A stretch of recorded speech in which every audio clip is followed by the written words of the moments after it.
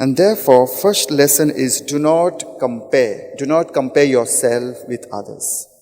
We are all different. We are all precious in the eyes of God.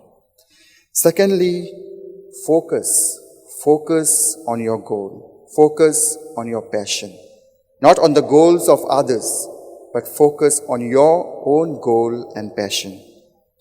And thirdly, do not let your sin of jealousy, sin of hatred, sin of anger be your master.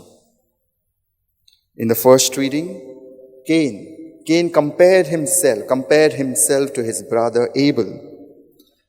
He chose to act out of vengeance and anger.